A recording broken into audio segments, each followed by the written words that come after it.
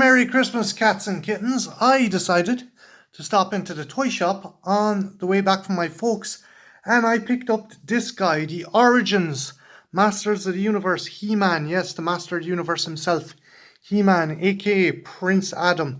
These are awesome. Mattel have essentially recreated the classic Masters of the Universe line, but added some extra articulation and a couple of other extra features. My brother used to have a bunch of these. Now, sad story, and this kind of tells you what kind of child I was when I was much younger. I destroyed most of his Masters of the Universe figures. Legs came off, arms came off, a whole host of body parts came off. He had a rake of them. And if I could go back in time and throw that child that I was into a well, I probably would. But I digress. Yeah, the Masters of the Universe were massive when my brother was growing up. Not so much when I was growing up. I kind of had them at the tail end. I actually had more of the Horde figures from She-Ra. But yeah, they were kick-ass. You had some really cool kick-ass characters. Obviously, you had He-Man, you had Skeletor, you had Evelyn, you had Teela, Man-at-Arms, Beast-Man, and then with the Horde, you had Hordak, you had Leech, you had Mantenna, Fisto, Ram-Man. Well, some of those guys had a bit questionable names. I remember my brother also had Jitsu, but I digress.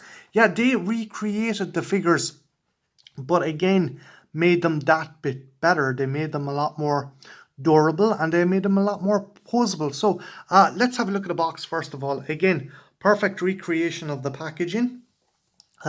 He also includes a mini comic. Now, myself and my housemate were discussing this because my housemate got one of these, and I'd look at the mini comic and it's rather disappointing, but I'll get into that on closer inspection of the figure.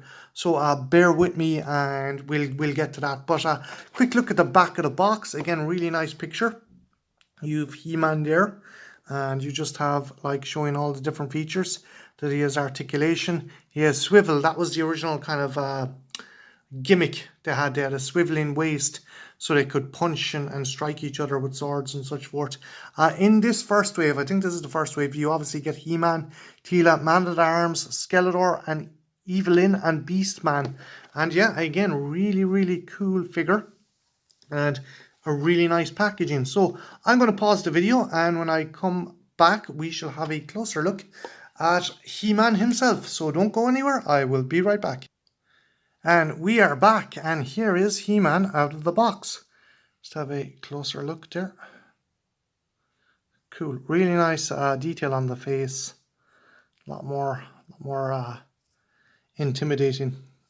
Again, cool thing about these figures, unlike the original figures, unlike the original vintage figures, there is articulation in the arms, and really good articulation at that. Swivel in the wrists, and articulation in the legs as well. Really cool. So also swivel in the wrist and articulation at the ankles. Really nice figure, really nice detailing. The armor can come off, I think.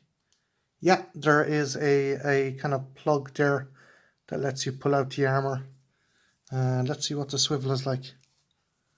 Oh, okay, there is no sprint swivel in this, which I'm a bit disappointed by. I thought there was a sprint swivel on it, but again, still no biggie. You do get a nice bit of range of articulation in the figure. And yeah, look, he's beefy, he's He-Man. He's ready to kick some ass. Nice rotation in the head, actually. Full 360 in the head. And nice detailing on the armor. What does he come with? Well, first of all, he comes with some weapons. He comes with the one half of the power sword. This is basically to unlock Castle Grayskull. And let's see how it fits into the hand. Does it fit snugly? Okay, a bit of foostering. It isn't the worst, but it does require a bit of foostering. Maybe like that. Well, I'm not too gone on that. There we go. And then we'll get it in. There we go. In. So he's He's ready to roll. He also comes with another weapon, a battle axe, which I will take out. Very cool kind of battle axe. So if he wants to stow the sword anywhere, he can put the sword in his back, and he can kill or maim some bad guys with his battle axe. And lastly, he comes with a shield, which can be affixed to his back. And the cool thing with the shield is, it is designed so it can slide into his hand. So yeah, he's ready to go. He-Man's ready to do some damage. Again, pretty cool figure, pretty cool character. And yeah, that is an awesome figure. Another thing he came with, which is kind of disappointing. I'm gonna show you this. This is a mini comic. Now, the mini comics were published into larger books later on, and you can actually get collected volumes. They're fairly dear. They're like, I think they're about 40 to 50 to even 60 euro to get collected. The original comic run, there's the newspaper run, there's the mini comic run, and this is trying to kind of also bring back the whole nostalgia for the mini comics. Only problem is they could not get the rights to republish the classic mini comics because they're obviously in collected compendiums now, and there's a whole issue with artists and writers and such forth. So they made these comics, and the art is cool. Don't get me wrong, the art is cool, but yeah, no word bubbles, no dialogue. Again, it's pretty cool. It's simplistic.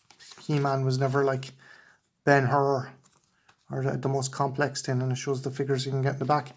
So yeah, again, really nice kind of blast from the past with this figure. The last question remains though, how does this guy scale up to the original figures? Well, bear with me 1 second and we'll see just how he scales up to the other guys. So don't go anywhere, we shall be right back. And we are back. And there is He-Man in all his glory. And yeah, he's looking pretty cool there. And let's see how it scales up to some of the classic original vintage ones that I have. So here's his body, man-at-arms. Seems a wee bit smaller. I could be wrong. He seems a wee bit smaller. And next to my brother's Skeletor, again, the arms went AWOL. But yeah, let's see how he scales up. Okay, fairly well. And then let's see how he scales up to my original Leech figure, who was a member of the Horde. So yeah, that looks pretty good. That looks pretty well. Like, you could, if you wanted to mix and match these guys with the vintage figures, they do work. There's no glaring differences. I do think maybe Man-at-Arms is a smidge smaller, but again, that could be just the molding. That could be just the design. Not by much. It's not super kind of distracting. But yeah, these are cool figures, and if you're wanting to collect Masters of the Universe and you're finding the vintage is maybe that bit too pricey, this is definitely the way to go. If you have like old vintage figures yourself and you want to maybe fill out your ranks with other characters but don't want to like get absolutely screwed over in the pocket, these are the way to go. Speaking of vintage Masters of the Universe, you have to check out a good friend of mine, Anthony O'Neill's Twitter page. He is a massive Masters of the Universe fan. He has, I think, 3 Castle Grayskulls, an absolute fucking army of Masters of the Universe figures, and he done an amazing, absolutely amazing Prince Adam statue, and I think he's making his own Castle Grayskull. But yeah, I'm going to leave a link in the description below to check out his Twitter, because his stuff is absolutely awesome. But yeah, guys, did you watch Masters of the Universe growing up? Who was your favorite character? Who was your favorite hero? Who was your favorite villain? Do you like the original series? Did you like the series that came out in the early 2000s? And what do you think of the new Kevin Smith series? I personally loved it. I do know it's getting a lot of slack. I don't know why, but yeah, let me know about your Masters of the Universe memories in the comments below, and have a good one. Take care. Bye now.